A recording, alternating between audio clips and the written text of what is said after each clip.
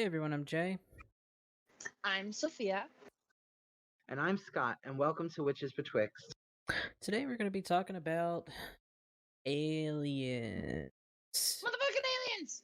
Unfortunately, we do not have Tom DeLonge from Blink-182 as a guest on this show, because I know he is super into aliens.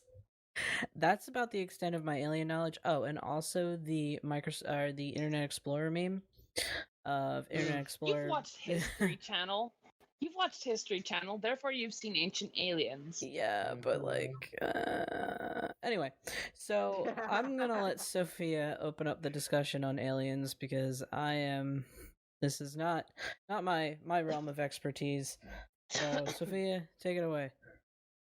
I mean, what's there to discuss? They're pretty tight, bud. They hang out in the skies and in our oceans. And they come cuddle me at night and spoon me a little bit and take little chunks out of my skin and use it to clone me and then send me off to go mine other planets. It's good fun. No, I'm fucking with you. To be honest, I don't really know a lot about aliens because, go figure. This whole episode's going to be a lot of conjecture and examination of cultural stories that reference trans-dimensional beings as well as aliens, because honestly, you can't open up a discussion about aliens without talking about other dimensions, because you ever seen space-time? You ever fucked with it? You pretty much need to be quasi fourth dimensional to even be able to get to the other side of the universe, let alone be spacefaring, right? So I kind of feel like you can't divorce the two subjects from each other. Scott, you were saying how you had the belief you were saying about aliens being from another dimension, right? Ultra dimensional. And that's yeah, and that's a thing that I've been really reading because I was watching a show about indigenous people's interactions with aliens, and that's straight up what some of the people believe in different areas, is that they just live in another dimension that's on the same planet as ours. It's just a few rotations away essentially, and there's different groups of them. There's little people in the forests and stuff, and then there's obvious UFOs in the sky and shit, but it's not seen as not part of what's real. It's just kind of it's obviously spooky to some people. It's not every person's just gonna see a UFO and be like, oh yeah, no, I was totally unafraid, even though that's straight up how some of them act. It's just accepted more so. It's not oh, aliens aren't real, what's wrong with you, you know? Exactly. I mean, I've had this thing where, and for years growing up, I would be like, I've seen physical apparitions appear before my eye. You know what I mean? People that sort of look solid but completely made out of moonlight have appeared right in front of my face. And I can tell you for a fact, I don't care what anyone tells me, I know ghosts exist because I've seen it. Now, the thing is looking at folklore and I guess others minimal sources. Once again, this is not necessarily my area of expertise. However, I also think that maybe all three of us are a little bit more learned than we think we are, given my position on this. I tend to think that even cryptids are ultra dimensional. So things like Bigfoot, the Yeti, things like that. If you read those stories, a lot of those stories come with what would be considered paranormal or psychic phenomena. There are people who have attempted to kind of rowl up the Jersey Devil, and they have poltergeist activity. Yeah. There will not necessarily be a physical being present, but something is growling at them. Something is occurring. And the same thing with Bigfoot, too. There seems to be some psychic phenomena, if you will. Man. For those of you who will allow it, paranormal phenomena that's occurring alongside these things. It's just like with when you read a lot about alien abduction, which, of course, I'll be honest, the rational part of my brain for years hasn't really let me take them as seriously as people who believe in ghosts. But of course, as I've gotten older, and I know this kind of almost sounds counterintuitive, but I've learned to kind of open my mind up a little bit more and kind of realize that, hey, there's an element here that I know from my personal experience, because even with abduction encounters, with many of them, there once again is this paranormal phenomena, psychic element. And a lot of people suggest that the abduction is of spirit, not necessarily of body. And the loss of time, which is experienced, as we know as practitioners of magic, I'm sure all of us can talk about a time where we've cast circle and we've done work in which, we are certain we were only, either we felt we were only there for maybe 15, 20 minutes and we were there for a short period of time, or, or vice versa. You know what I'm trying to get at. Like, time seems to act weird, Yeah. a lot of the time Time in dilation. sacred space. Yeah. Um, but all of this kind of stuff seems to occur. So it leads me to wonder, on to, before I get into that, also too, I wanted to bring up spirit beings in cultures such as the fairy and the oh come on, brain farts. In Japan, uh The yokai? Kami? oh no, not the kami. Oh my God. Yokai? Okay, thank you so much. Um, these beings, very similarly, like, we have to understand these beings are not necessarily spirits so much as they are ultra dimensional. Um, Fairies and yokai similarly have physical mass, but are able to walk between a dimension that we are unable to get to, but they themselves are. Ah. So And I would that actually is disagree with that because not only one point actually disagree with the part that we can't get there because like throughout well, history there have been like different seers who right. have been able to Right, walk between. right. And that was more of a generalized statement, not trying to, because Yeah. I've also had experiences where almost shifted into something somewhere Yeah, I'm else, I trying to suppose. fucking get there, you know? Like But I'm like physically trying to get my ass out of 3D space-time and fuck off into the spirit world, honestly. but so when I say we can't, I don't mean we can't. I'm quoting here. I forget we don't film anymore. Um, I just mean to say it's a dimension that we don't readily have access to without trying. You know what I mean? Yeah, Some sort totally. of spiritual, and also too, in my experience, it was for me whenever I've had encounters, which were always seemingly time weirdness. That's how it started for me. Um, it was, it always kind of appeared, how do I put this, it looked very much like stories that you hear from these two distinct parts of the world that I've read about. So talking about fairy and yokai, these kind of strange Yeah. distortions of time and space. um and once again, these stories kind of seem consistent throughout. And then on top of that, now I also want to also say that a lot of my knowledge that I have right now comes from there's sort of a documentary series called Hellier. I actually think I brought it up in past episodes before. um, However, I do suggest people who are interested in the connection between occultism and aliens, if you're interested in that connection between the two, or rather, you don't believe it or whatever, you just want to learn more, it doesn't matter. I suggest you look at seasons 1 and 2 of Hellier. It's a great show. Um, but anyway, that's a lot of where my sort of information is coming from. So it is kind of, I guess, secondhand. But the people on that show were incredibly educated in the field of parapsychology, including occultism and magic, because many of them are occultists. I know one of the lead investigators, Dana, is a practicing witch.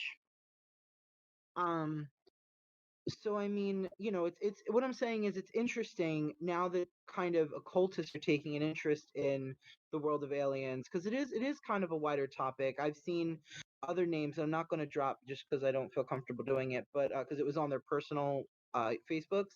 But but even like bigger name authors are kind of amongst themselves having discussions about aliens and where it intersects with things that we maybe wouldn't consider aliens, um but maybe our perception is a bit off, right? Like what is and what isn't an alien, and now we're kind of getting new vocabulary and new research into a really interesting topic, especially one that's been so, how do I put this? Like, especially because misunderstood, and two, like, also as well, there's also now that I'm seeing this kind of the parapsychological world is kind of opening up because of this huge influx of occultism and magic and witchcraft, and they're kind Also, of if I could just realizing.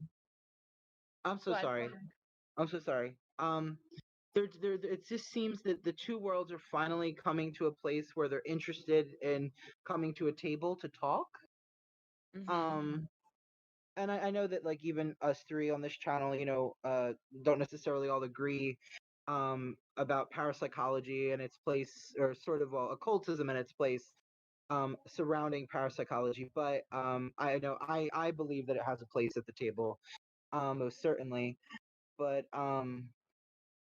yeah, I like the fact that we're kind of now communicating, and there's a two-way conversation going back between some of the members of parapsychology, and I think that the biggest reason was there wasn't a lot of conversation between the communities. I hate to say this, and I don't want to offend anybody in the parapsychological community, but a lot of paranormal researchers tend to be like right wing, very I mean, politically, and I don't know why, but a lot of people talk about it. They tend to be very conservative in like personal belief, and I don't know why that seems to be the thing. It might come from the same place that, like, a lot of conspiracy is based in right-wing ideology. I don't know, but that's my guess. So that's, I think, a big reason why the large portion of witches, occultists, magicians, what have you, were kind of always shunning parapsychology, if you will, and To paranormal be honest, research. I think that comes from like just arrogant bullshit. Like honestly, I've shit on tradcrafts magicians a ton because honestly, as a group, they kind of deserve to get it. But like between tradcrafts, ceremonials, hermeticists, and cast magicians, everybody's so fucking up on themselves that they don't even like trust other people to be able to verify their own results. Like they hear people like having a close encounter with this type of stuff and they think that, oh, they're crazy.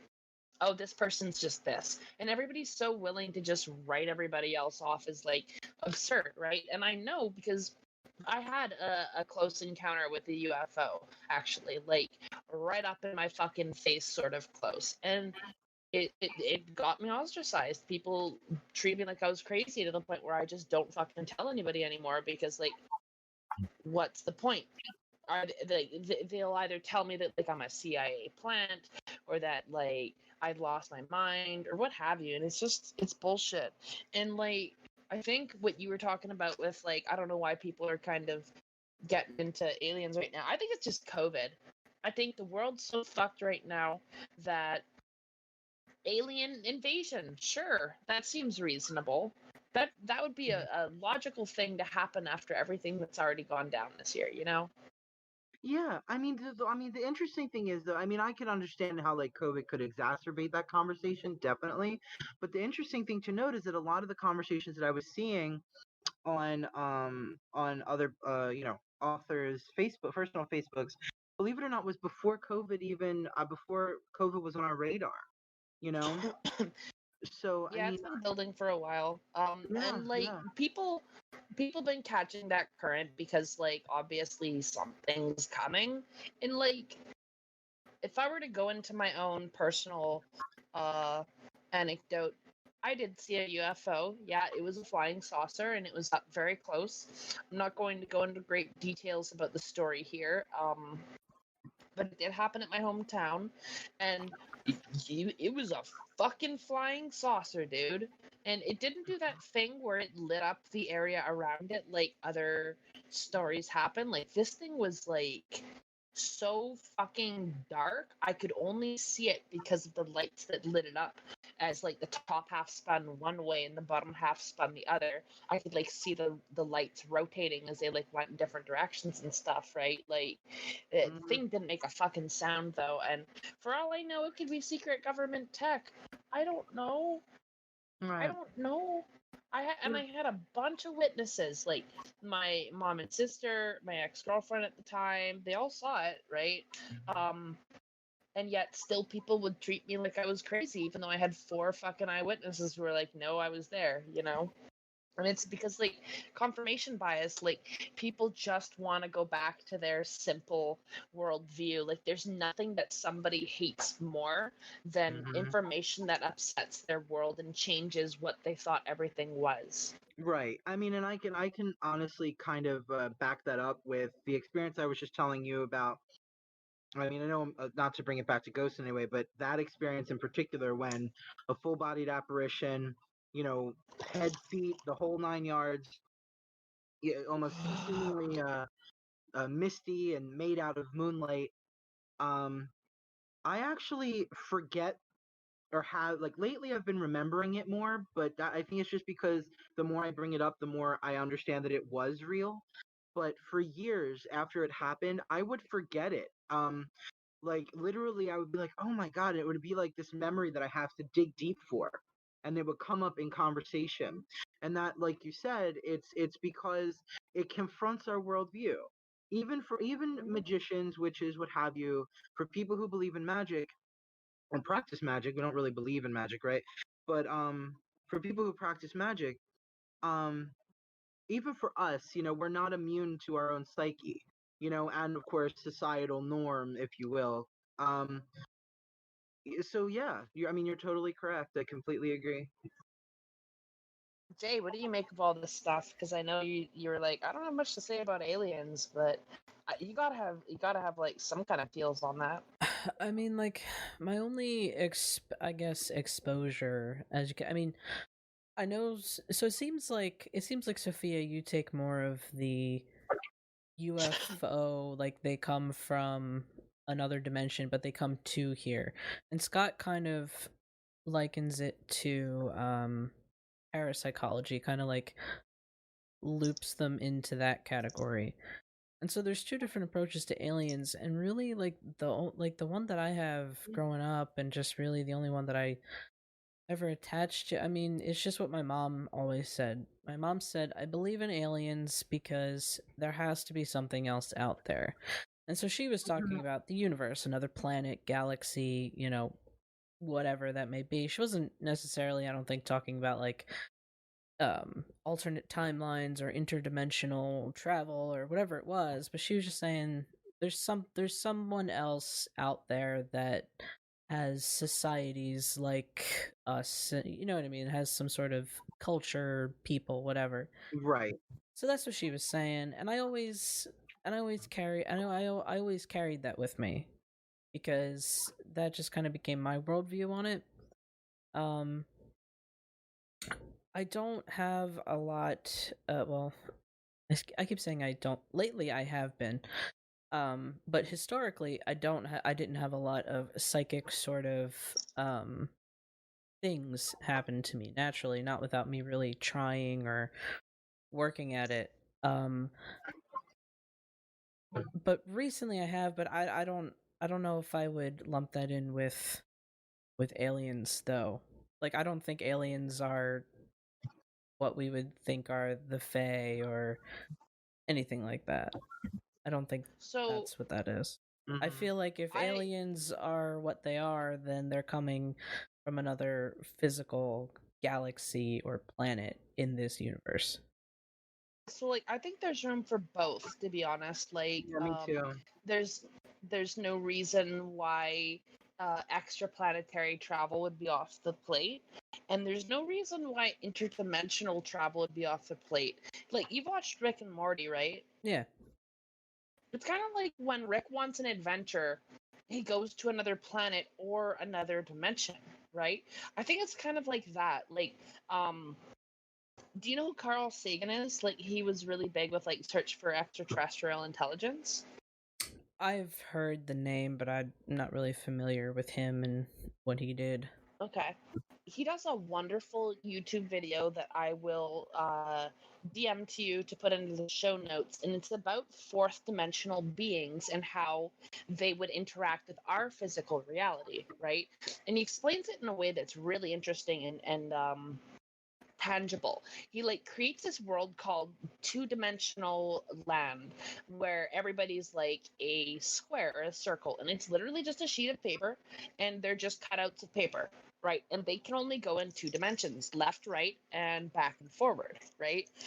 And so when these beings are interacting with each other, they can only see each other from that plane. And then, for the example of a three-dimensional being, he uses an apple.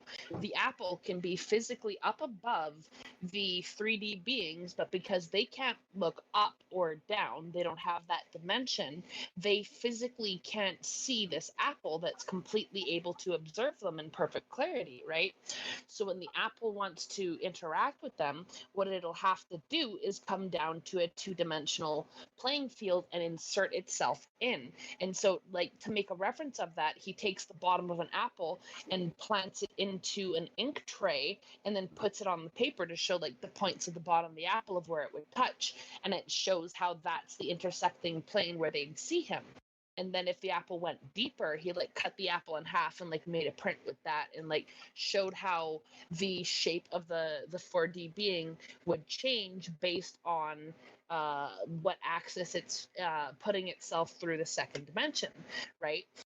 And then he talked about grabbing the square and taking him up to the third dimension, which would be baffling and confusing. But on his way back down, he could see his friends, and then suddenly it'd be like he appeared out of nowhere right in front of his friends, right?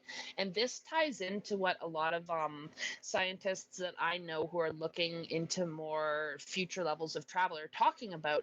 It's that if you want to get across the universe, the real hot shit method isn't to do wormholes, isn't to like ride a wave, it's to pop yourself out of the dimension and then pop yourself back in its specific coordinates. Like I don't know if you've fucked with a lot of really fringe knowledge, but essentially the shape of the universe is a toroidal field, which is an apple, right? And if you can pop out of that apple and you can look at the whole thing, you can choose which point to insert yourself back in, and also you can circumvent the fourth dimension, which is space-time, meaning you could theoretically insert yourself at any point in time as well, which is also like what Rick is capable of doing in Rick and Morty, right? And you know how he can interact with other versions of himself in alternate dimensions?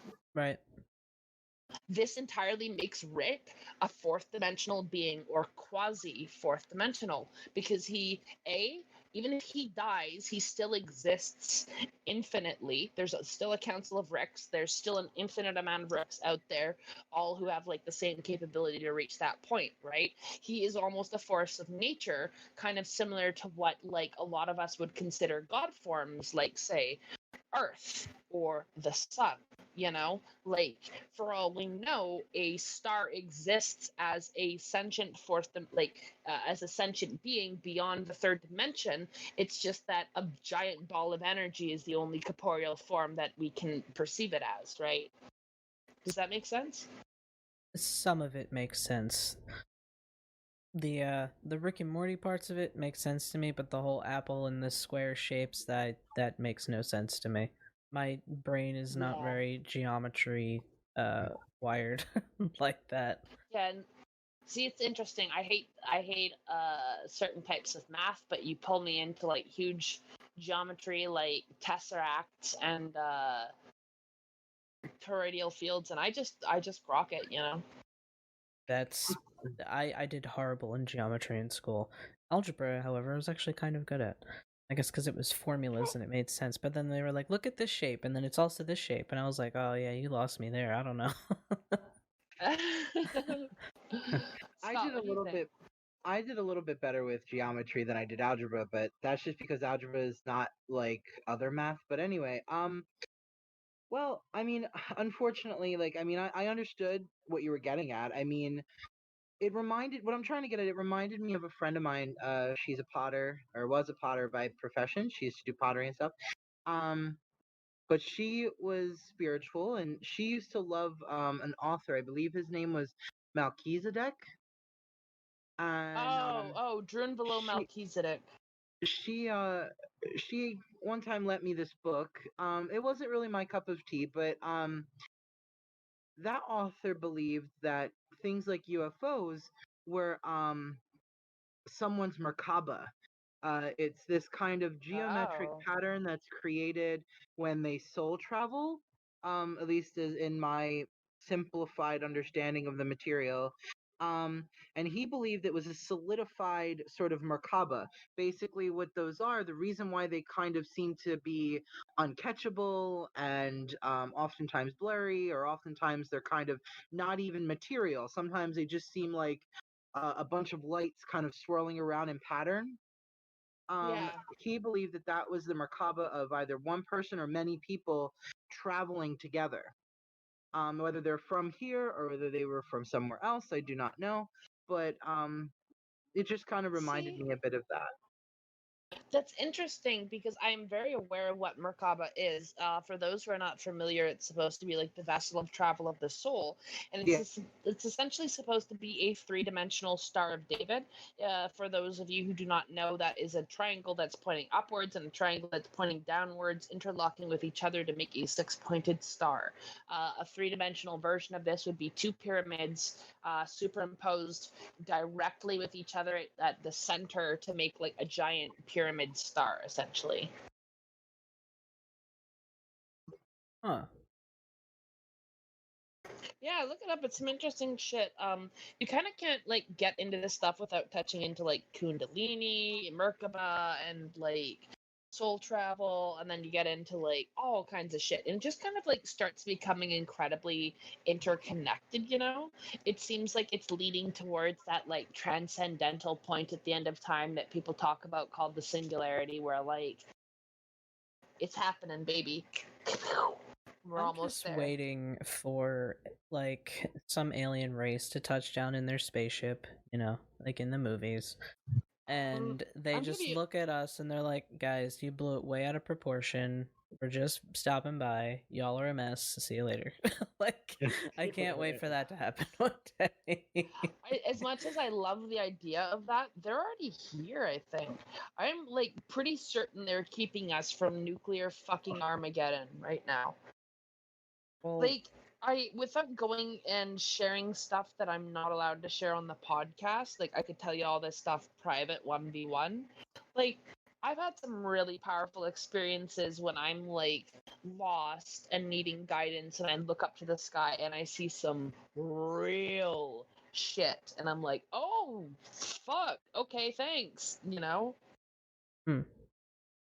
Like, I firmly, in fact, I believe more that UFOs are here than I believe in demons, and I wear a 6 of Mars pentacle constantly. That's how confident I am in that.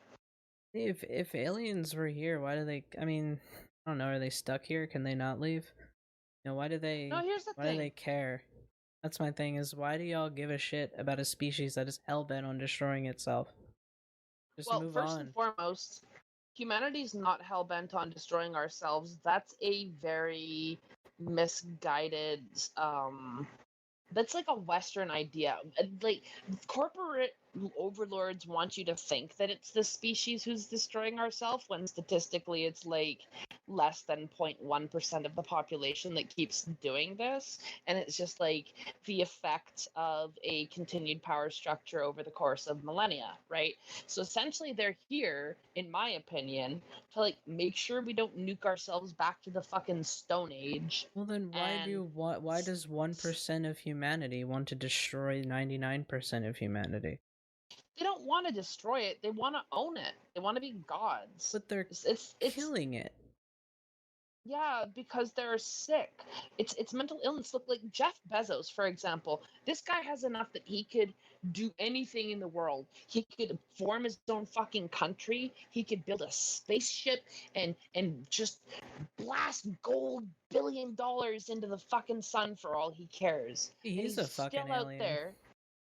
Maybe he is. That honestly would make sense, is if there's like a group of aliens who are like using our entire planet to like farm us as some kind of like soul trap of terror, where like they feed on us and make us feel like we're responsible for all the things that they do to us, so that we can develop like paranoid neuroses, and they can feed off of that shit like at 3 a.m. with some fucking sleep paralysis shit going on. I know that's like real tinfoil, but like, come on, we're having an aliens episode. I gotta bust out the tinfoil.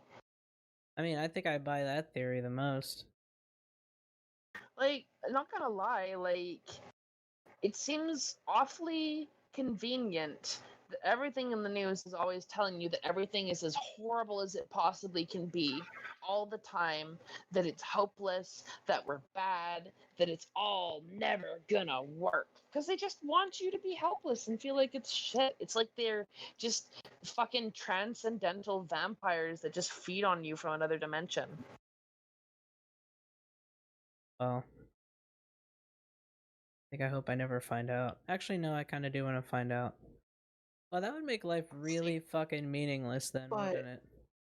But if I can, I mean, if I can say too, though, I do think that space is too vast for there's not to be something else, like another civilization of people. Like, I mean, there's even biologists who believe that. You know what I mean? Like, it's almost statistically improbable that we're the only conscious, aware species of being. You know what I mean? Yeah.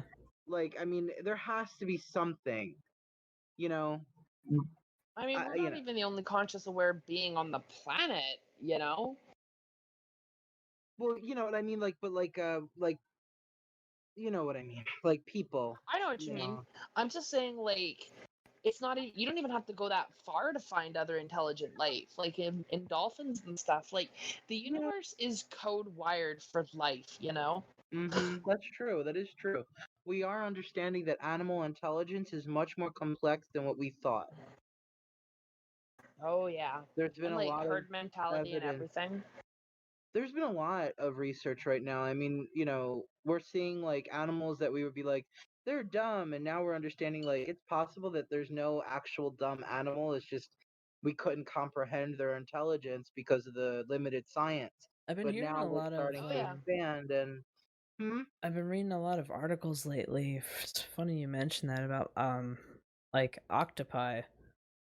About how intelligent they are. About, I don't know if any of this is real. I think some of these were just kind of like just random posts that people shared. But like, really, like an octopus was able to get out of its tank, do something, and then like get back in. No, that's true. Is that true? Those are for fact true. Yeah. Yeah. So they're. I mean, and if there's any, I guess, classic alien look-alike creature on this planet, it would definitely be an octopus. Yeah. God, wouldn't it be crazy if like a spaceship comes down from space and all of a sudden like it opens up and like dolphins in bubbles of water floating out come and say, "Hey, I hope you've been good to our cousins," and look at the ocean and go, "What the fuck have you been doing?" Right? That'd be kind of cool. Very eldritch, but very cool. I'd be down. And they'd be like, "Oh my god, what did you do to the lore keepers?" And then there's like someone eating squid and they're like,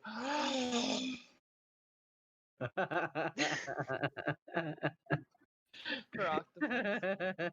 But I mean, in native culture, like animals always had significance in knowledge and teachings, right? Like you can learn stuff just by watching them and being around them in proximity, right? And like it's almost like they come from another realm too, right? It's like, I don't know, this is kind of like what my gut says it's like this world was built from putting together other worlds. You know, it's almost like creators smashed together like 20 different dying worlds and was like, let's have a fucking blast here. It'll be fun-a-palooza instead of like a bunch of dying dimensions. And now we got like birds and fish and people and cars and robots and leprechauns and transcendental beings and Tuatha De Danann coming out of the mist and having wars with like the Gaelic people of Ireland. And oh man, if you go into history, there's just non-stop fucking examples of extra dimensional shit coming in and fucking stuff up, you know? Mm-hmm. Yeah, Like, and I mean man. a lot of that too. Like, I mean, a lot of that too has, how do I put that? What was I trying to say? Hold on. A lot of that like kind of relates directly back to magic itself. You know, this whole idea of beings coming to teach humanity things. You know, they come to teach healing and music and whatever. I mean, we find that throughout almost pan-culturally. You know what I mean? So why don't we just summon them? Well, I mean, and that's, I Like, mean, right there is. Mhm. how about instead of like cursing the moon in witch talk with all these baby witches, Fuck. we get everybody together to summon Bigfoot and aliens and chupacabra, and we're gonna fuck up the establishment with monsters, man, and aliens and all that good shit, you know? Basically brings the mist to life by accident now. I mean, not the mist. That's some fucked up shit. I But I mean, like, let's be honest. Let's be honest. Nothing would fuck up the establishment more than an army of monsters and real magic and transcendental beings and shit, you know? Yeah, but who's Couldn't saying that stand those against that horde. monsters would do that? Like, what interest do they have in destroying those establishments? What do they We get out of it? quid pro quo. First off, I'll tell you this. There ain't a single monster on the planet that don't hate the man.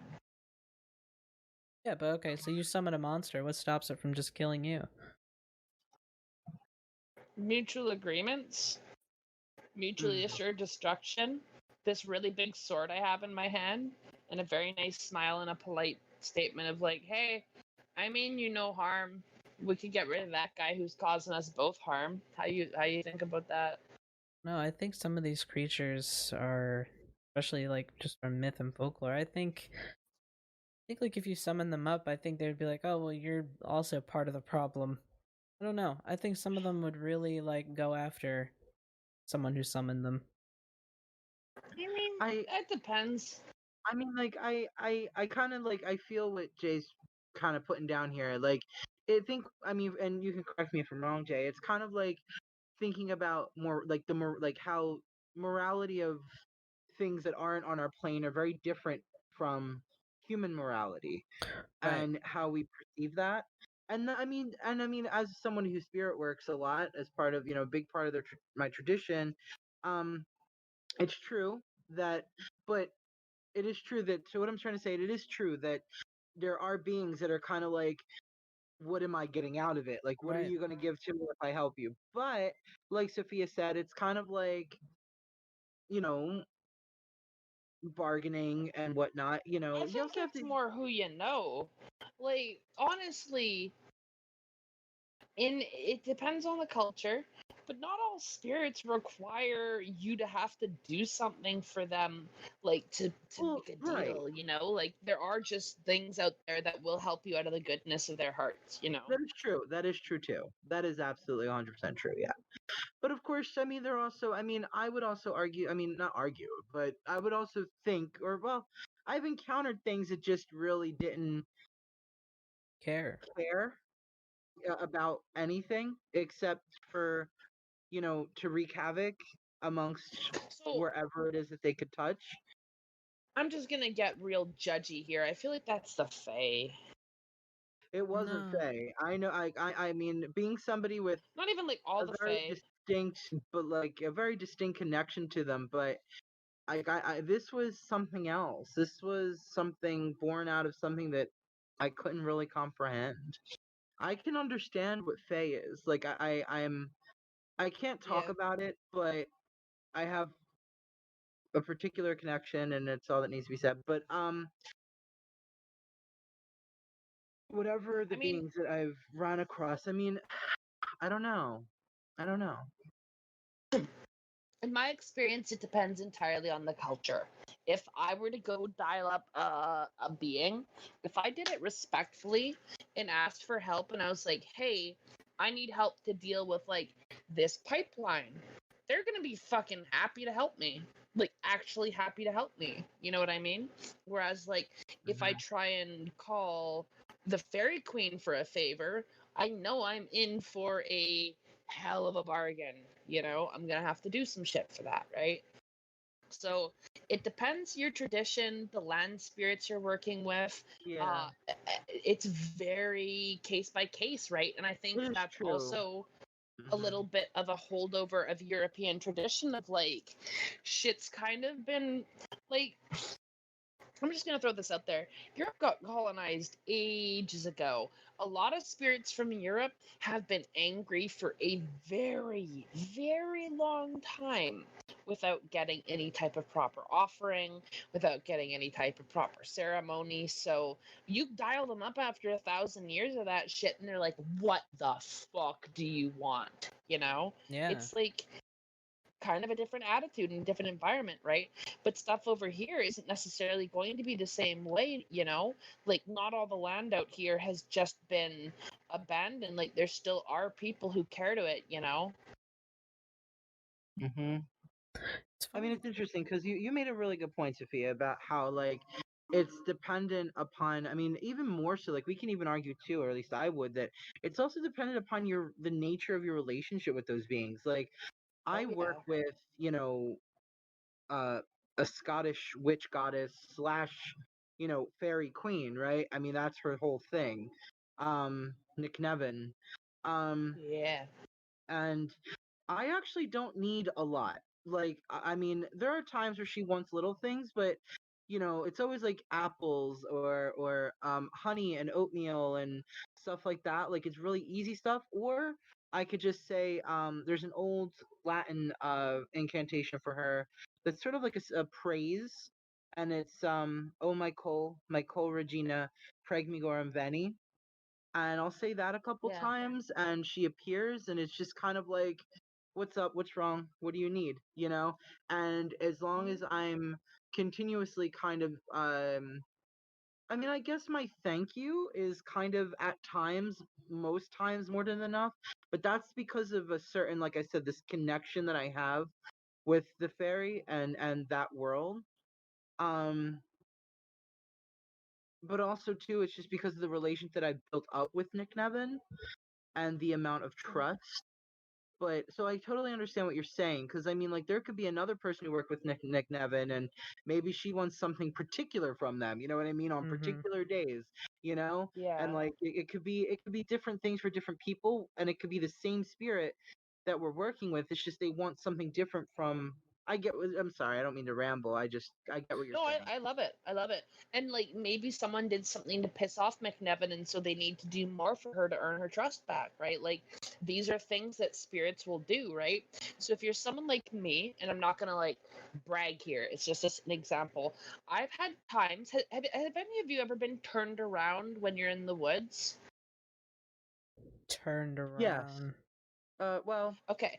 yeah. It's like this. I was in woods over here getting firewood with a friend, a new friend I had actually just met recently, and he told me don't go far. And I said, "Don't worry, I'm an experienced bush person. This is fucking true. I'm from like the middle of nowhere in BC. I have done day-long hikes into the woods where you walk for 4 hours one way, you rest, you walk for 4 hours back." Right? And you need to be able to remember your fucking path, otherwise you die. And you need to be able to navigate and all of these things, okay? In a city park, I got lost walking 10 feet ahead of this guy, okay? I was just looking at a plant. It was specifically yarrow flower, and a white butterfly. Yeah, I know, you're laughing. You're going to laugh harder. And then a white butterfly comes by, and I see it, and it catches my attention, and I look at it, and I'm like, oh, it's pretty. And it spins me around because it flies around me, and I spin looking after it, right?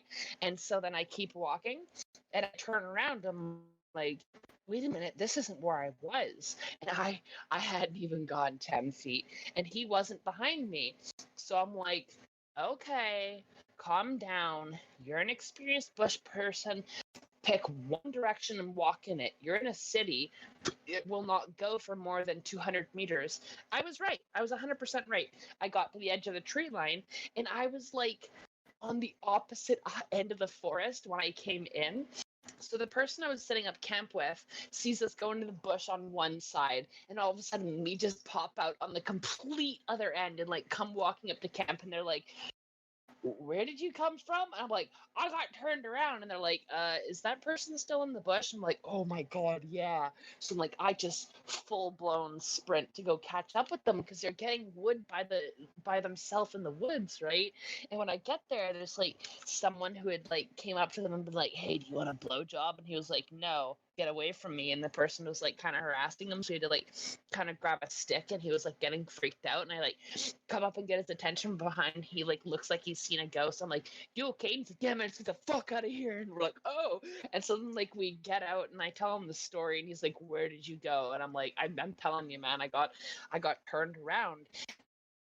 That shit is what happens, okay? Now, the reason nothing bad happened there is what I was doing when I got turned around was I was picking up garbage and saying, wow, what lovely woods you have, okay? I was being respectful. If I was not being respectful, some bad shit would have happened. You know what I mean? Mm-hmm. Absolutely. Yeah, I mean, you have to respect the land that you're in. You have to respect those spirits and what they're trying to tell you and what they're trying to do to you and for you.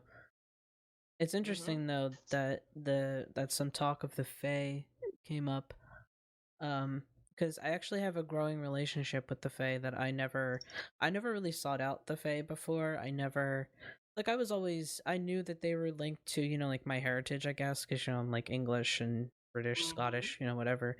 So I know that there's a link there just by blood, but my family was never particularly big on any fairy lore or anything like that. So, but when I did start my practice in witchcraft, the only thing that I really ever attributed to fairies was losing things. And because I was always under the impression that like when things go missing, it's the Fae. Recently I picked up a book from Barnes and Noble. You know, like those really nicely printed collection books they have. Oh, like the Element Encyclopedia of Birthdays? Yeah, and like they also they also sometimes have ones for like Aesop's Fables or like Grimm's Fairy Tales and stuff like that. They're like really nicely bound and they have the little fancy bookmark in them. But I saw this one book, it was Irish Fairy Folktales, I think is what the name was. Oh yeah, that's the one that you were eyeballing at my house over the weekend. So I picked that up and I was like, you know, whatever. It's a book. It's a little bit of an impulse purchase, but you know, I know that these stories have so much magic in them, which is why I also picked up a copy of Grimm's, you know, just to go through that old magic and pick things out. And I would say before then, but definitely after I brought that book in, we have increasingly lost things. Like, I shit you not, like, you put something down and it's gone. You had it in your hand, and it literally feels like it was actually picked from your hand. And we were going nuts for like weeks. We were like, this is ridiculous. Like, why can't I lose things?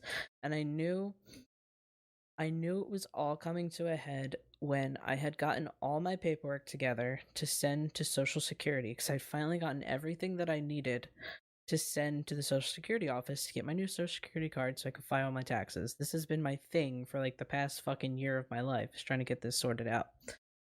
So I'm packaging it all up, and then there was like there was like some trash papers on my desk, and I was like, oh, I'm gonna throw these out, and I'm gonna put these papers in an envelope, and I'm gonna mail it tomorrow after I'm done work, right? I took the trash papers to the trash, and I threw it in the trash, whatever. And I could have swore that I put those important papers in an envelope, and I also could have swore that I put that envelope into my backpack to take to work. And the next morning I get to work, the envelope's not in there, and I'm like, fuck, did I really forget to put that in? I'm like blaming myself, getting on myself. I'm like, fine, I'll grab it when I get home, do it another day. That's fine. I get home, and those papers are nowhere to be found. They're literally nowhere. I can't find them anywhere until I have this moment, and I'm like, I'm gonna look in the fucking trash can because I really think they're in there. And Katie was here actually, and she was helping me tear apart my house looking for them. Don't you know, they were in my fucking trash can. Yeah. And so I've been saying for a bit, like, we've been losing things. I'm like, it's the Fae. They want an offering. They want our attention. Like, it's the Fae, it's the Fae. Because when you lose things, it's the Fae. And they had gotten so pissed at me to the point, like, I think, like, I guess it's, like, similar to, like, how, like, you can be ridden by a spirit or something like that, like, kind of like possession, but not. I think that's what happened to me. I think, like, they were just like, nope, you're gonna throw these in the fucking trash because you're gonna learn your lesson. We need to talk to you. Like, you need to talk to us. Man, the best thing I ever did was move out of a house with the fucking Fae influence in it. My last roommate had a silver Fae bell. Like, I'm not shitting you, a circular bell with a fairy on it. And I'm like, where did you get this? And he's like, I've had it since childhood. And I'm like, what do you mean you've had it since childhood? And so it's just always been in my life. I'm like, your parents don't know where you got it? And he's like, no. And I'm like, you're a fucking Fae. And like, I'm not kidding you. I couldn't keep a bead on anything in that house. It would constantly go missing. But like, I could hang my keys on something and it would just be like gone. Like, nobody's fucking business. Here now, everything is where I leave it. Everything is exactly where I leave it. It got to the point where I was putting pentagrams on everything because it would go missing if I didn't, right? I had a pentagram on my bus pass. I had to get a fucking pentagram for my keychain. Like, it was you must have looked like some edgy edgelord, like Hot Topic witch, like who's this bitch carrying 6 pentagrams on her, like, on herself, and like people are like, we get pentagram on everything. And I'm like, you don't get it. And they're like, what? I'm like, the fairies will steal my shit if it doesn't have a pentagram on it. And they're like, okay, this bitch has lost it, But yeah, so, and one of the other signs was Joyce has these, like, they're plastic, but like with little fake plastic beads in them. So they're gauges. They're silver. And they have like the tree of life in them. Oh, neat. With like little beads. They're really cute. Well, the one weekend when I was outside cutting the grass, I found one outside, and Joyce had mentioned that they had lost one, but lost it in the bathroom. Like, I dropped it in the bathroom, and I have no fucking clue where it went. And I'm like, okay, I don't know how to help you. Maybe one of the cats probably took it and, hid it somewhere. We'll never find it now. So I was outside cutting the grass, and I'm sweeping up the grass clippings, and what is in the middle of this grass pile is one of those gauges. Yeah. And I was like, so I was like shouting, I was like, Joyce, get out here. And I was like, you'll never fucking believe what is in this pile of grass. And they were like, oh my fucking God, like, we need to do something. I was like, I know. And then this was a classic tale of, like, I was procrastinating. I was putting it off. I was like, I'm tired. I'm this, I'm that. And I was putting off this ritual for them. I was putting off all of this magical work that I had to do. And we finally actually did it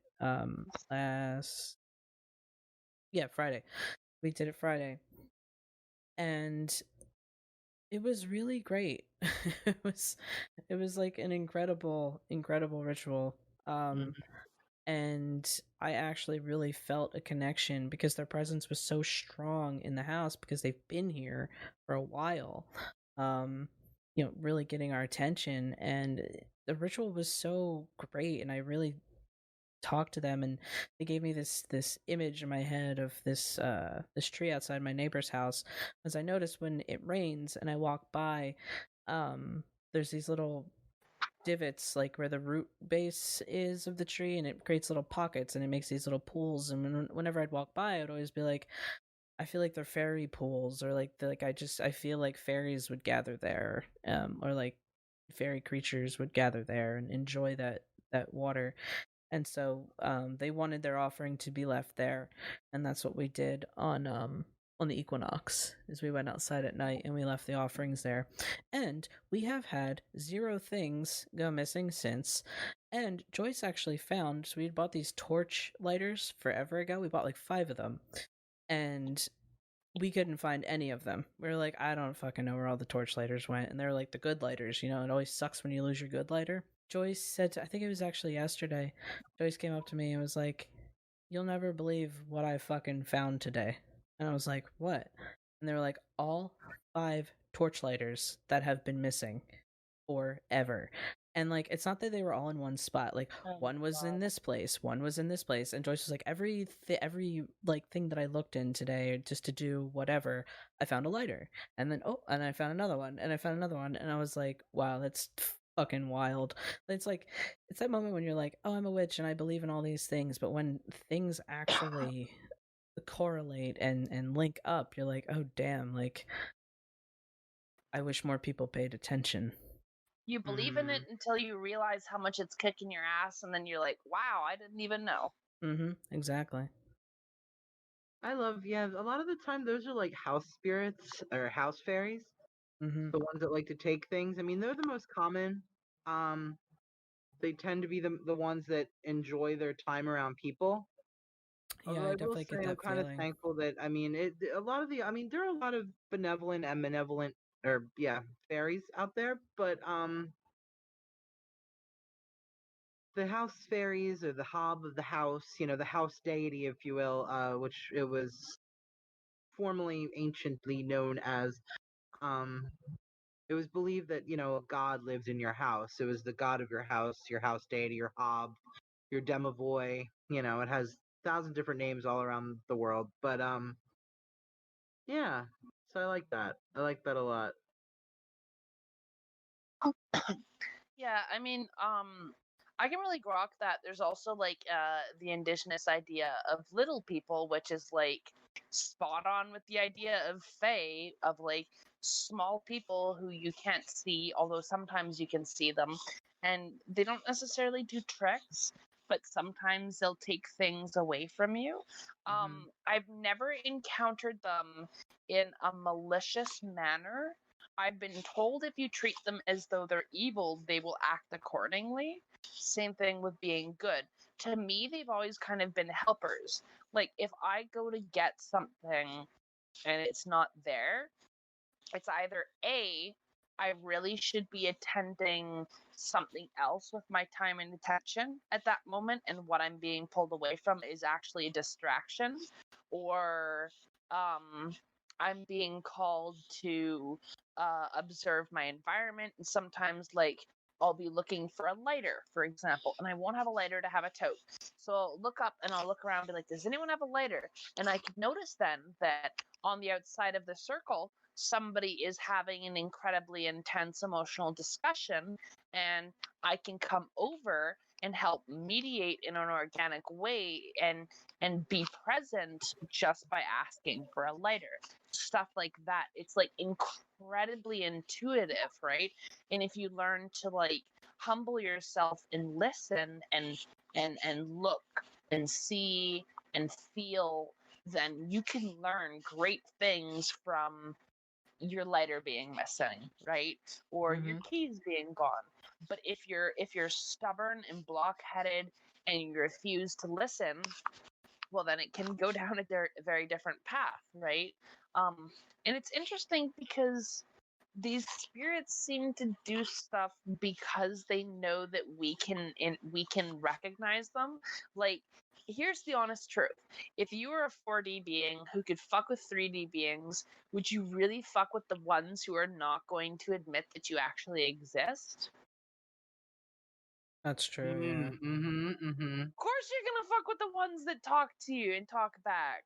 And when you do something and they're like, hey, I didn't like that. And you're like, oh, you didn't like that, did you? Well, let's see what you got next then, huh? And like, I play that fucking game. I'm sure you all would too. Like, what makes you think that like other beings wouldn't, you know? Right, which kind of like brings me back to the idea of like when people summon beings and stuff like that. I just feel like I think it's something that comes along that you see maybe in a lot of those witch talk kind of circles.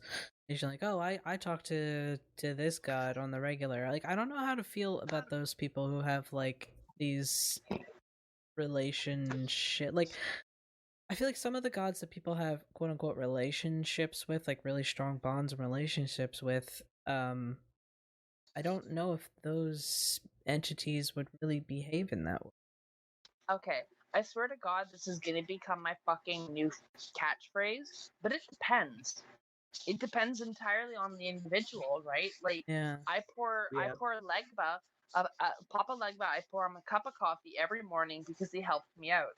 I don't ask him for anything ever.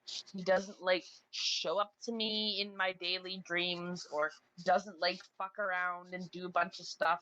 I pour him that cup of coffee because he helped me out and gave me a gift in the dream a long time ago, and I appreciate it, and I pay that forward as a respecting relationship, right? Like, I'm not pretending that to have pretenses to be something greater. And if I do call a spirit, I definitely don't fucking set a circle and force it into it. Yeah, I think that like sometimes that's the perception that can come across, especially like in the occult community when we talk about I feel like people have different ideas of what it means to summon or work with spirits or or work with other entities. I feel like sometimes there's like there's a divide on how that works. I feel like some people perceive it as like, well, I summon this thing into my magic circle and now you must, do as I say, or Yeah, and be subservient. yeah, and then there's, those situations where you connect with that being by accident. They present themselves to you, or you stumble upon them. You're doing a working with a friend and you stumble upon this entity by complete accident. You weren't even attempting to contact that one. You dialed up a different one. Oh, I've done that a couple times. Yeah. And I don't know, I guess it's difficult to say how one experiences something that we cannot. I guess there's no, we can't just like call 1-800 Thor, 1-800 Loki, and talk to them and be like, hey, what do you guys actually fucking like?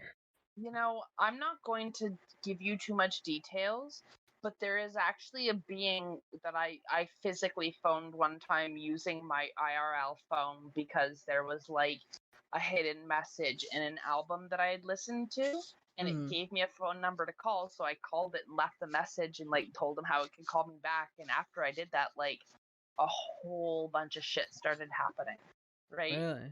So like, yeah, I'm just saying, man, like, when you start walking the path, you have no fucking idea how weird it gets. It like ET phone home kind of shit. I'm serious, dude. Like when I was going through some shit, it could have been a mental health crisis, but like I was full blown expecting to like see aliens within the year, just from like how crazy the world's gone with COVID. Like it feels like everything's ending, and like of course aliens would show up to be like, hey, sorry you guys had to go through this, but we're here. Sorry we took so long, or some shit like that. Or right? they show up and they're like, hey, experiment's over, so Yeah, the simulation. The Earth project is being terminated. The simulation's fucked. We're setting it back to like 1802 to just like retry this. We're sorry. We just wanted to see what we could get away with, It's gone too far. Yeah, Actually, one portrayal of aliens I will say that I loved in media was American Horror Story. It was Asylum. I haven't seen it. Oh yeah. I never watched them when they came out. Joyce actually has kind of been getting me more interested in them. I've watched a couple of them so far, and I'm like, these are actually pretty good. It's true though what they say. They start off strong, and then the plot holes just get bigger and bigger as the story goes on. But it's a fun ride either way. So in Asylum, obviously it deals with an asylum. So there's the concept behind the asylum. It's run by the Catholic Church.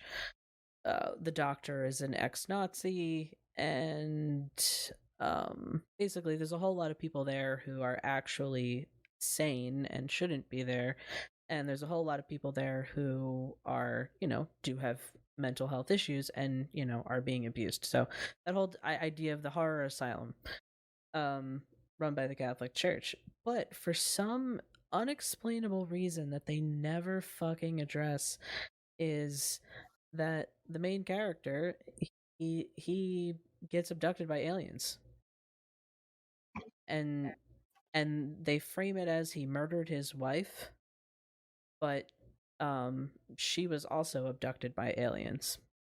What the But fuck? yeah, and so he gets committed to the asylum because he's like, I didn't murder my wife, I was abducted by aliens. He's like, I can't explain it, but there was a white light, and they don't really go into a lot of detail about what it was like, because he's like, I don't remember, it just, they were there. And then it comes out, and this has been on forever, so I'm not gonna say this is a spoiler at this point, like and then later on in the series, the Nazi doctor believes the guy and says, I believe in these aliens you speak of, because he wants to study their technology. Basically, they surmise that the aliens intervene whenever this guy's life is in like mortal danger. When he's in mortal peril, the aliens arrive. So the doctor's like, I'm going to medically almost kill you and then bring you back, and then that should, bring the aliens here. And they do. They pull it off, and the aliens come. But the thing is with the aliens is that they can like alter time. They can alter the way time goes, and the people that they abducted are like euphoric about their experience. Like they're like, right. Yeah, like the one person was super euphoric about the experience, and then the other, who's actually they really bring in the concept of like a poly relationship too in this show. It's a really bizarre season. If you're gonna watch any of them, Sophia, I think you would like this one, Asylum. But so the one guy's wife, she was abducted by aliens. She wasn't dead, and she hated, she has like trauma about the whole experience. But the other one that he actually ended up hooking up with in the asylum, she has a completely euphoric experience about the aliens. And I feel like maybe that's just how we each experience other worldly entities, like some people have like those two people both experience the same exact thing, and yet they feel completely differently about it. And what I like about the aliens in that show is that they don't explain it. They don't explain how it works. They don't explain why. They just say they just appear. I don't know. I can't say one way or another, like, cause that's like a work of fiction, and it could be, because sometimes fictions really do that thing, like Evangelion, where the creator has no idea and they think they're just making a meaningless work of art that has like giant robots and like the Lance of Longinus and stuff, and then meanwhile people on the other side are like, no, this is like a whole bunch of like Kabbalistic knowledge you're dispensing, whether you like it or not, like, kind of like how people pick apart like Rick and Morty, like they get like real philosophical about it. Well, I mean, Rick and Morty's different. That's very fucking deliberate. Like, is it? Like, Oh yeah, like I'm gonna tell you this. When you go and watch Evangelion, even if you listen to the creator talk about it, he doesn't say like, yeah, I was trying to make this thing that's like so amazing. He actually kind of hates his work at this point, and he's like, it's meaningless. I don't care anymore, like sort of thing, because they had to deal with like a whole bunch of hate from the fans and stuff. But there's huge amounts of Kabbalah in it that he didn't even understand necessarily when he was writing it, with like the angels and the Sephiroth and like it and the return to unity. There's just way too much to even get into it. I could do a whole episode on Evangelion as is. But he taps into all of these currents without actually knowing it, just by proxy of studying a little Kabbalah for flavoring for his story, right? And so that's very much the way sometimes that these things work, is you will be able to invoke a really big current just off of putting some nice spicy little bits into your stuff. But then also sometimes people just come up with like balls at like to the walls wrong fiction, just like inaccurate, incorrect, right? And it can be really a minefield, because sometimes a work of fiction can be like giving you the secret pieces that you've been missing to your paradigm, and you're like, where did this come from? And sometimes it's like just nothing accurate, you know? Well, yeah, I totally get that, because like my magical name came from a video game that I was playing, so yeah, I totally Right. understand. I would actually love to do a whole episode about like accidental magic Oh, in fuck. media. That would Well, actually we're be a gonna lot have of to talk fun. about Chrono Trigger then, because holy shit.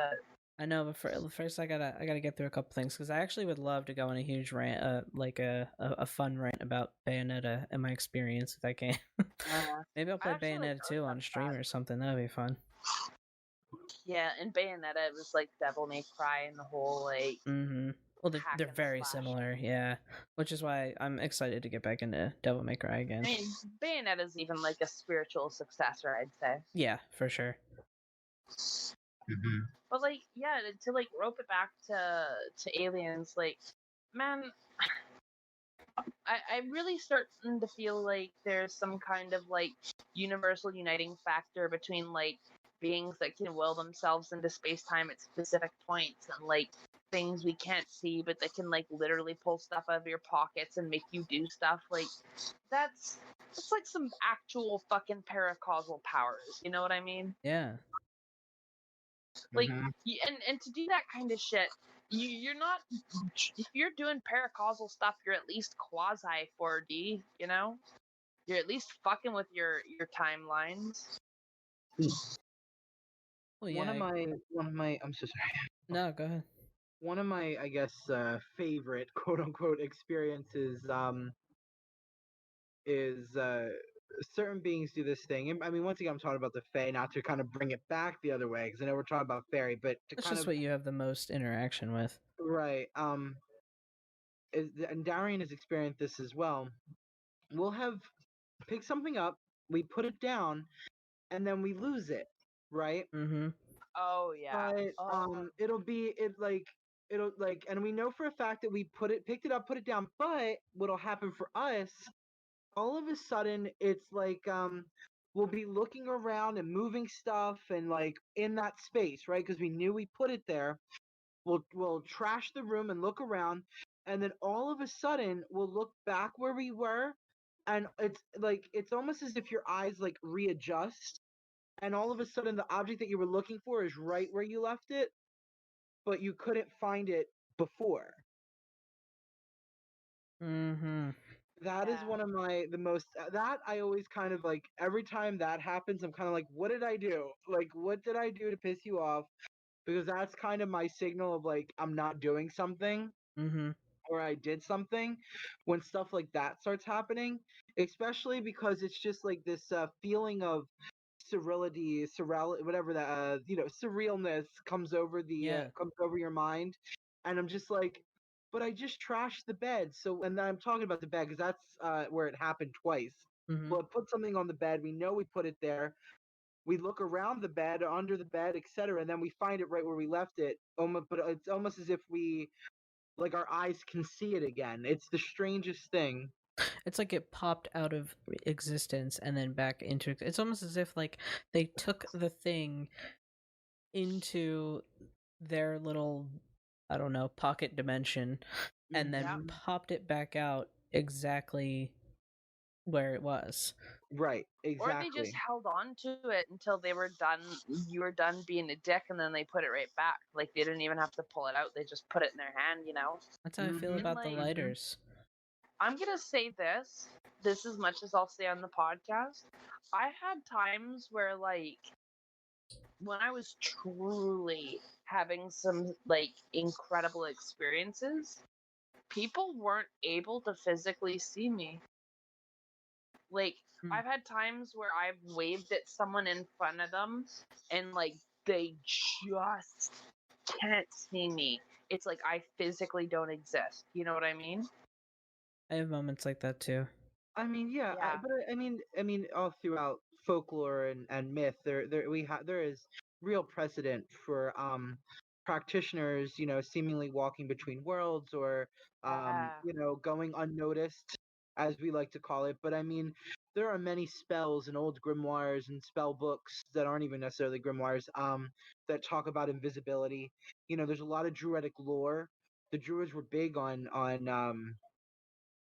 becoming invisible and cloaks of invisibility to make it interesting. Um, so I mean, there's a big precedent for that in what we do. I mean, of course, it's one of those fields of magic, or studies of phenomena, what have you, that unfortunately a lot of people mock. You know, we don't really take it seriously nowadays. Unfortunately, I've had experience as well where I have you know went between you know, the mind of other people, unable to be seen. Um, Mm-hmm. so I I mean, I get find it it, too. yeah, like I do that. I do that too because I often like I don't. I kind of have a little bit of a sixth sense when I feel like someone's gonna notice me somewhere. So I make it an extra point to not be noticeable, especially because I feel like sometimes I feel like I can sense that there might be someone that I might not want to talk to or run into in a particular situation, and so I Mhm. kind of just blend, and I'm able to like to dodge that situation somehow that I've kind of like perceived happening. I couldn't Mhm. tell you that I recited a particular incantation or anything like that. I really didn't. It's Yeah, me just either all the time. it's a direction, it's a shift of focus and intent. Mhm. I realize that seems to be how that works really well. Like the most effective time I've ever had that happen was like accidental magic all the way. Mhm. I just really didn't want to be noticed, and I remember suddenly, like a trigger, when I was about to be noticed, it felt like this warm tingling energy just like fell from the top of my head all the way down to my feet.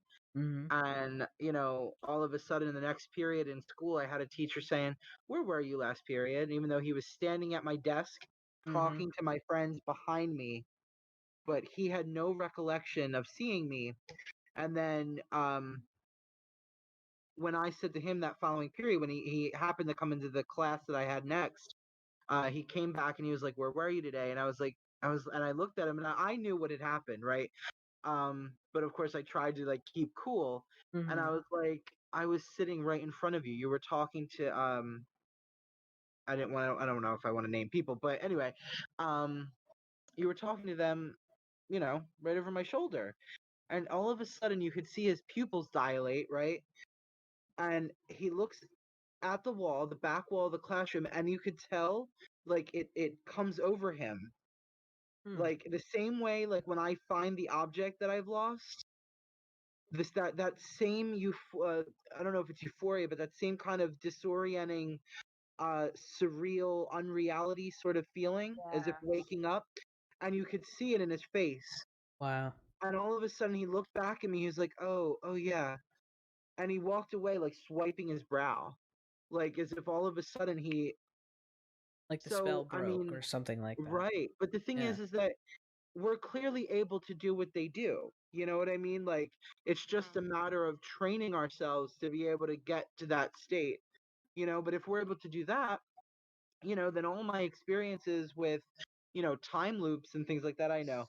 Scott's Oh term for God. tinfoil, right? But No, I've had some time loop stuff happen to me to the point where I had to ensure that it happened. I'm serious. well, I don't know if it was time loops. It was just time distortions that stopped time outside. It was peculiar. I might have talked about it already. I don't know. I don't know, but I like when you get tinfoil because you don't do it that often. Oh, fine, okay. This is Jay. Like, please tell me the story. This has happened to me about 5 times throughout my entire life. Some of these situations are less compelling than others. Um, Unfortunately, one of them I cannot remember for the life of me. I know it happened 5 times, but I cannot remember one of them. I don't know why. I don't think I'm supposed to remember. Um, the other two, I don't remember a few of them actually. So anyway, some of them happened while I was at home, and what it would be is this stillness. First, right? It would be this complete and utter silence. Now, I live in South Philadelphia. It is a decently sized city, right? In a very like close together row home, situation, neighborhood. You can There's hear always a noise, everything. right? Even at night, there's always a noise. Yep. Like I straight up heard the Fresh Prince of Bel-Air theme right after you said South Philadelphia. Right. Um, there's nothing, and I looked out my window, and there were no cars. There There's were just no no birds. sound at all. There was no people. And I looked out my window, yeah, and there because were your no pocket is people. There were no always bumping because you're so close to like the stadiums. right. There was nothing anywhere. I mean, there were cars parked, but there were no people. There were no cars. And when I'm telling you, I don't mean like just on my street. I mean like I can look down my block both ways, and Not a soul. we have two I forget what they're called. Some people call them like veins, like they're like streets that are heavily populated, heavily driven. And I literally my house sits between two of them. There was nothing, and it was dead silent. I mean, I was terrified. And there was once again this feeling of like, I don't know how to, the only way to put it is if you were to wake up in a video game. Like, Oh. you felt like it was a simulation, like it was the weirdest thing in the whole wide world. I don't know how to put it, but I could tell I wasn't where I was supposed to be. And that was one of the more scary because I was alone for this. But now the one that was the most prominent was one where I was across the street from our bookstore here in Center City, Reading Terminal, not Reading Terminal, the Square. Jay, what is Barnes and Noble? Oh, Rittenhouse Square. Rittenhouse, thank you. Rittenhouse Square. I was at a bank across the street, which is like diagonal from Which the is so bookstore. dangerous for me because that's like walking distance from my job, and I've already been there like 4 times. But anyway, continue. Every Friday I would probably be there buying myself a depression gift. It's usually on paydays, which is 2 Thursdays a month. Anyway. But anyway, me and my mom were there. Now I was younger. I think I was just out of high school, or maybe it was my last year of high school, something like that. And we went in. My mom needed to get money. Because we knew we were going to do a big shopping. We both wanted a couple books, so whatever. She didn't want to use her card for whatever reason, and we went in, and she got her money, and all of a sudden, as she was getting her money, this feeling, we got dizzy at the same time, and now I got nervous. I was afraid it was gas, but there was no smell. You try to be rational, right? Like you want to make sure that you're using your rational brain first. She was afraid it was gas. She's she's been in medical her whole life. She's like, fuck, So we're like, let's get out just in case. Well, we turn around from the machine because I do that thing where, like when you're protecting your friend or your whoever from other people behind you, you go up and you let them type their numbers in. And we turn around and we go to open the door. Now it's weird because our eyes didn't notice the outside. I want that to be pointed out here. Like we turned around to open these glass doors. Like I mean, it was all window, right? Yeah. We could see right out. Yeah, the But whole our front of eyes, that like, store is a giant window. right. Our eyes didn't adjust to the outside. We just turned around to focus on the door to leave. Now all of a sudden we tried the door, pushed and pulled, and we looked up. And as we're looking at people, Jay, you'll know this. You know that grate that sits right at that corner where the smoke always comes up? Yeah. The smoke was frozen in midair. Then I looked at the cars, and the cars weren't moving, but they were like in the middle of the street. You know what I Right, mean? like that's Center City. There's always moving cars. Right, and everything just seemed to stop. All the people. Then I noticed the people. The people seemed to be frozen mid-walk. There was 2 pigeons. The pigeons were frozen mid-flight.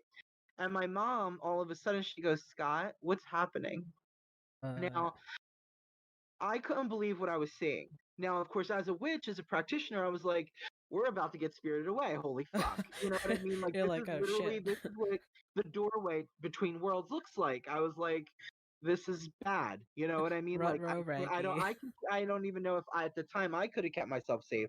You know, I was still, I mean, I was old enough, but you know, this is something that, you know, if I were to tell any practitioner today other than you two, you would be like, well, Scott has more than just depression.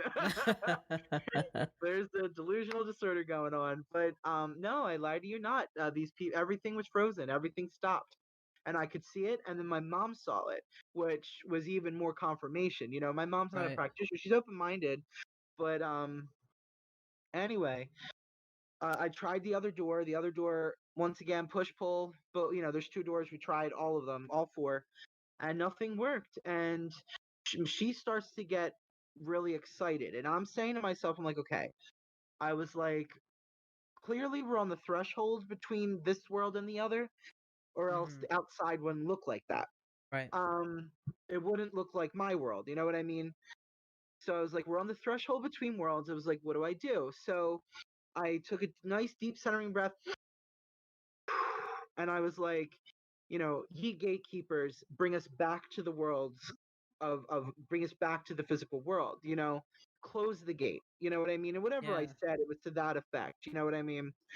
And it was very rushed because I was getting nervous. But in all honesty, it was for her, right? Like trying to tell her, you know, don't eat food, don't talk to anything, Yeah. like hold your breath, like trying to, like, you know, like how am I gonna give her, you know what I mean?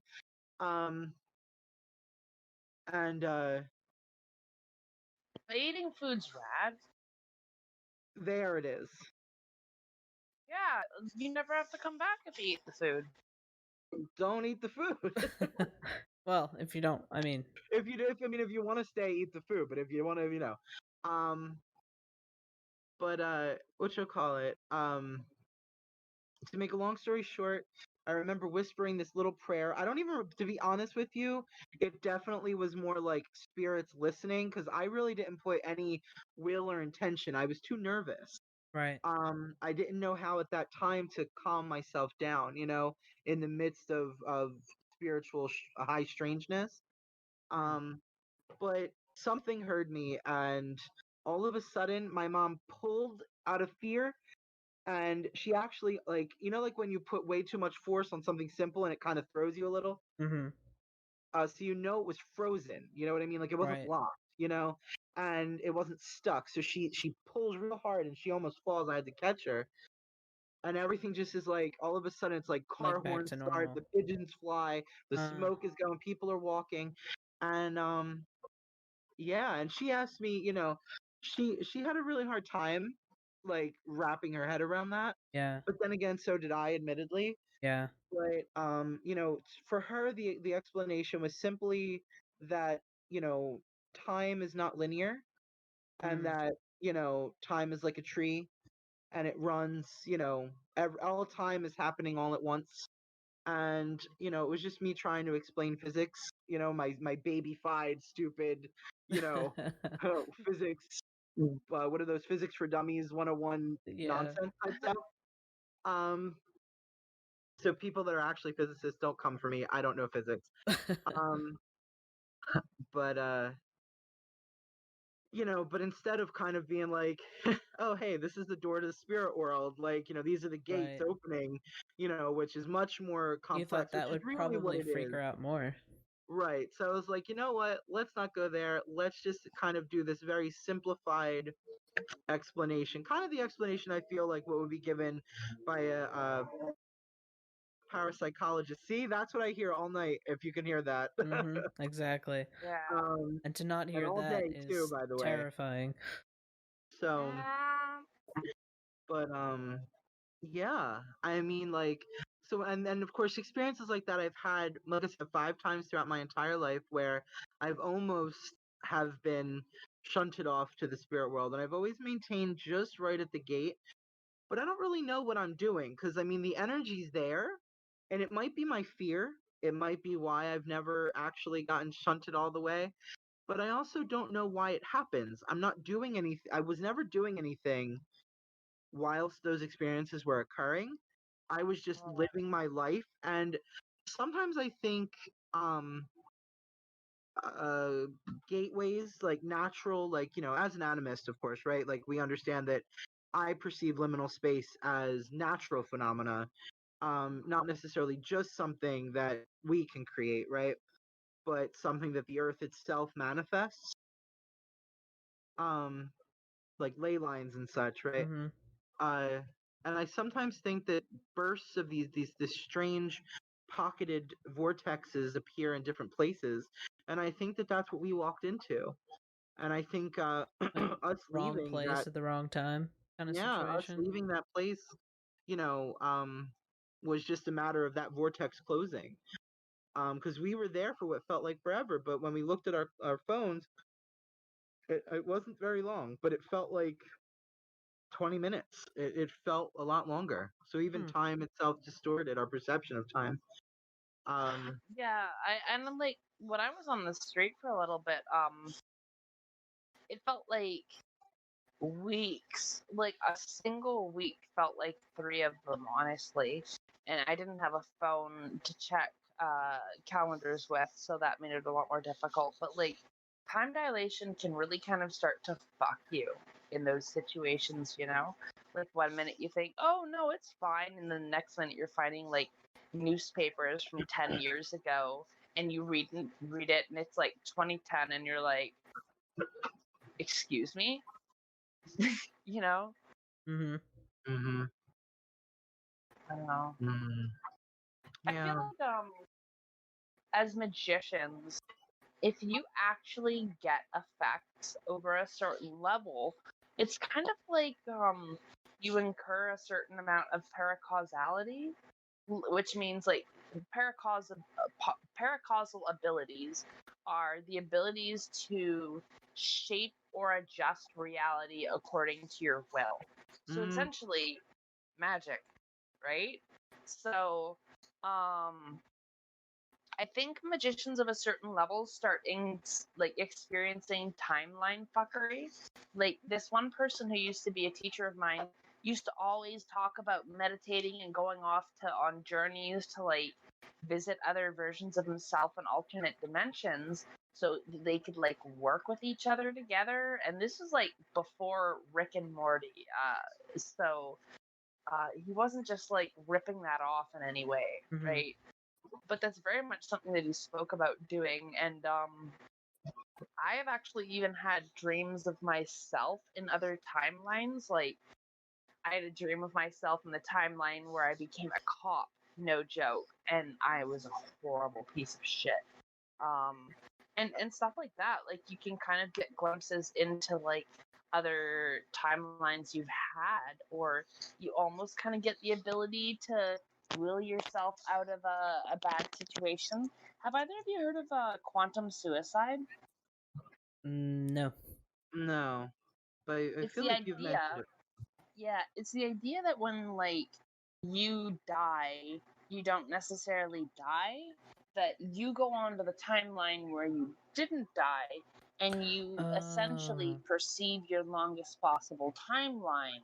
Now, there's certain Yes. factors that will affect this, like what will often get you most with quantum suicide is the fate that you sow yourself.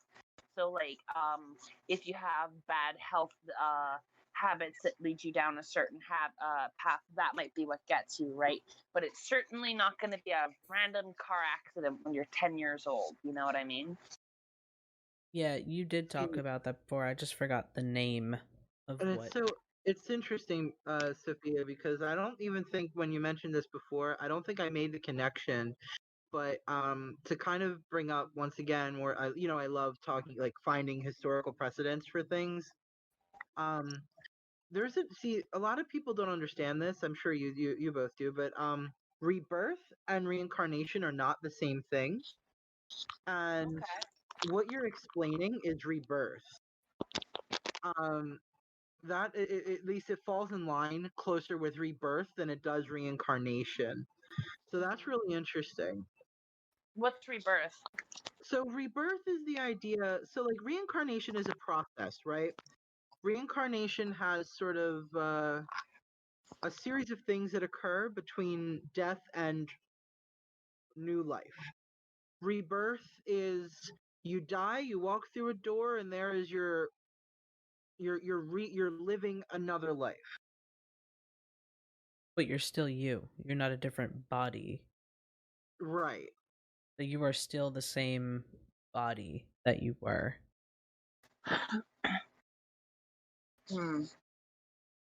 Scott, in that book you told me to look into, Lightning in My Blood, they talk about shamanism, and I'm going to just say this on the podcast right now.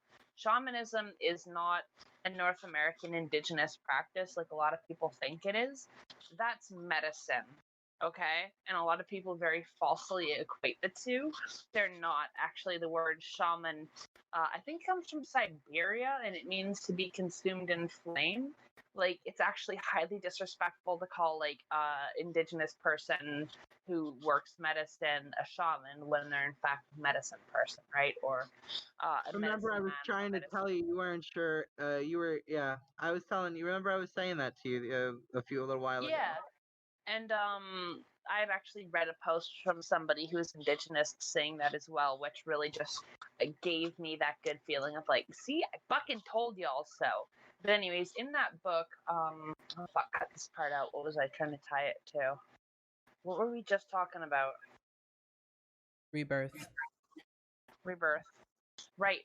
So in that book, there's a quote, and it says, life for the shaman begins after death, or where others would die, or something along those lines. It's kind of interesting. And I almost thought, oh, is like shamanism the process where you die but then don't die because you go to an alternate timeline and therefore you become a paracausal entity who no longer exists in base 3D space-time? I suppose. I don't know. So if the concept of rebirth is that you enter your life in a different timeline, then I suppose the void that you have in the previous timeline, I suppose you could travel back to it. Maybe that's what ghosts are. I don't think in anything that I've ever experienced with time travel and stuff, you can never go back to a timeline you diverged from. You can go to different ones, but you can never return to one that you've been from. No, but I'm saying, like, if you do go back, people don't see you as your body, they see you as your spirit. I don't know if you could go back, though. I mean, maybe. Who the fuck knows, right? But it's like, why do we see, like, you know, like, oh, I see the spirit of my grandmother. You know what I mean? Like, maybe that's her trying to visit, but she can't visit alive. There's a lot of different theories on that one. For example, I do ancestor working, so I have a chair for my ancestors where I give them offerings and I do specific stuff like that. So, like, if my grandfather or grandmother or any of my other ancestors showed up to me, it wouldn't necessarily be a question of why. It's almost like that's naturally a process that makes sense to me, and they're showing up to give me guidance, you know? No, it's not so much why, but it's how. Okay. So remember how we talked about in the death episode how when you die, like the memories of you is what gets carried on by someone else? So maybe your spirit is your I kind of think, yeah, that's like what the ancestors are in a way, is like the spirits who can see you from the other side, who take care of you, but also like those genetic memories passed on to you. Because like when I was born, I just knew how to use a fucking knife. Nobody had to teach me or nothing. I was just good with a knife. Where did that come from? Was that genetic memory? Was that spirit memory? Fuck if I know, right? But I'm good with a knife, you know? That sort of thing. Mm-hmm. Huh. I know this is one of those episodes where I'm gonna like fall asleep like, well, what about It was really enlightening. I mean, like the amount of stuff that this kind of led us into, it's interesting. Like, I mean, it really is. It's absolutely fascinating. Yeah, and I don't think at the end of the day we're not gonna have a clear answer in this episode, that's for sure. I mean, not like we even didn't even have a question about aliens. We were just like, aliens, discuss. So the government did declassify a bunch of documents though about like stargates and stuff, and go figure, they're real. why would they do that though? I honestly really think that they're tired of the old Aeon. Like, honestly, if I'm gonna be real clear, the world isn't run by one cohesive world government Illuminati. The world elite are a bunch of pricks who fight amongst each other for control, and there's a ton of them, right? There's no cohesion amongst the world elite. Anybody who's willing to disseminate information like that is on our side. So if like those people, not necessarily all the Pentagon or all the CIA. Was it leaked or was No, it was officially declassified. I don't know, but who has to approve that? I can find you the documents. I think this is a topic that could probably go on for some time. But we are coming up on under 2 hours. So, any concluding statements on aliens? Aliens are real.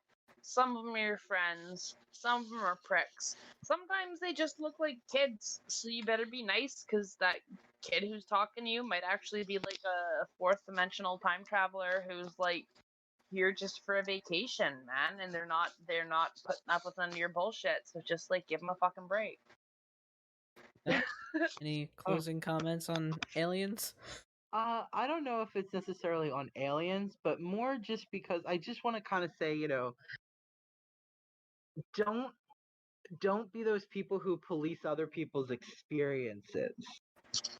You know what I mean? Like, I feel like I know that all three of us kind of really opened up with this episode and maybe it's a slippery talked about slope. Things. Yeah, so don't be all like, you know, these people are whatever I see them as, blah blah blah. We're guilty of it too, though. Like, I know I'm guilty of it. Like, we are, but you know, it doesn't hurt to be reminded, right? Not trying to play. I even have to remind myself. Me too, of course. We all do. We're all people, right? We're all human. So, yeah, these are real experiences, and yeah. So I guess aliens love you. You can find Witches Betwixt on the big 3 social medias: Facebook, Twitter, and Instagram. Our handle is Witches Betwixt, all one word, on all 3 platforms.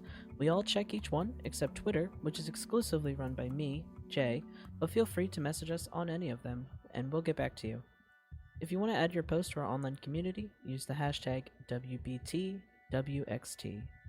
The links to our official Facebook group